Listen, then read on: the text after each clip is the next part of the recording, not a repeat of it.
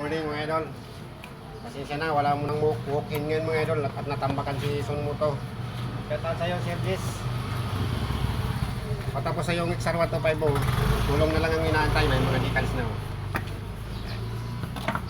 Kaganda lang ito pag nabuo to, sir. Ano? Pogi. Malapit na ito matapos, sir. Gulong na lang ang inaantay. Araw na lang yung binibilang ito para makuha mo na.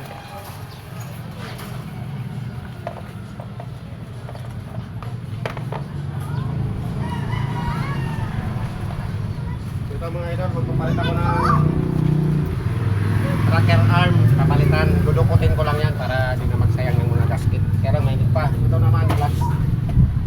naman clutch damper, maingay. Mainit pa eh. Ito malamig na, kaya lang tanggal yung ulo. Natambakan si idol.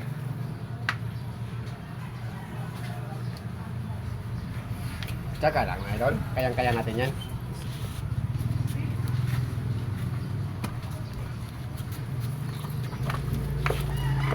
Meron pa kong isang naka-stack na image dito. I-set up yan mga idol, papalit ng body kit yan. KX250 body kit. Tapusin muna natin ito bago mag-set up. Malapit na sir. May ano pa ni Didang. Tanggalin mo yung stapler. Wow, logo yan ni Didang.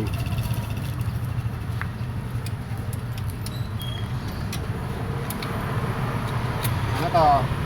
XR125. Ano yung body kit niya? Pang CRF. Ito yung kapalodo niya. Saka na lang na rin ikabit. Wala pa yung gulong eh.